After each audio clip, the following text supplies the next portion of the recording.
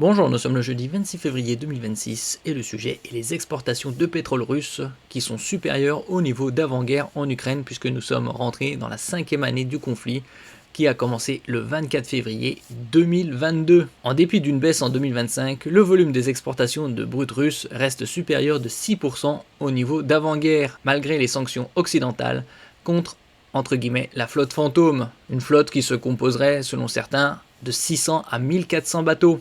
Selon le Centre pour la recherche sur l'énergie et la propreté de l'air, CREA.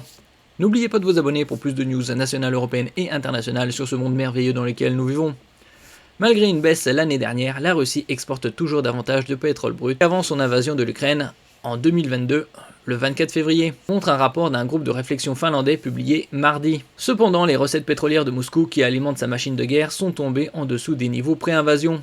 La Russie ayant été contrainte d'appliquer des rabais sur ses prix, indique le rapport. L'Union européenne qui avait stoppé l'importation de pétrole russe s'était fournie auprès de l'Inde, qui elle se fournissait auprès de la Russie. En ce qui concerne le gaz russe, il est encore utilisé en Europe, notamment en Slovaquie et en Hongrie, et normalement vers 2027-2028, plus aucun pays de l'Union européenne ne devrait utiliser du gaz russe.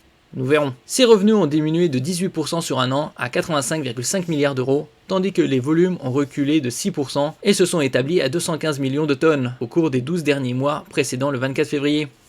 93% du brut russe a été exporté vers la Chine, l'Inde et la Turquie. L'Inde, je vous en avais parlé précédemment, l'Inde qui raffine le pétrole russe et qui le vend à l'Union européenne. Donc elle se fait des marges. Nous avons constaté une baisse significative des revenus générés par les exportations russes de combustibles fossiles en raison des nouvelles mesures et d'une application plus stricte des sanctions, souligne Isaac Levy, analyste au CREA et co-auteur du rapport auprès de l'AFP. D'importantes failles, mais il existe encore d'importantes failles et des domaines qui n'ont pas été pris en compte par les pays ayant imposé des sanctions, ce qui permet au volume en circulation de rester élevé.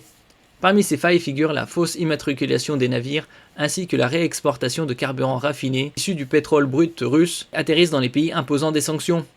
Nous proposons d'interdire les importations provenant de toute raffinerie ou terminal de stockage ayant reçu une cargaison de pétrole russe au cours des 6 derniers mois, dit Isaac Levy. Le rapport exhorte l'Union européenne et le Royaume-Uni à raisonner les navires de la flotte fantôme russe qui posent des menaces environnementales et sécuritaires aux côtes européennes et britanniques. L'Union européenne recense 598 navires soupçonnés d'appartenir à cette flotte, auxquels l'accès aux ports européens et aux services maritimes est interdit. Le CREA appelle aussi la Hongrie et la Slovaquie à mettre un terme à leur importation de pétrole russe. Ces deux pays, exemptés des sanctions européennes sur les importations de pétrole russe, ont accru ces importations de 11% au cours des 10 premiers mois 2025 par rapport à la même période l'année précédente, souligne le rapport.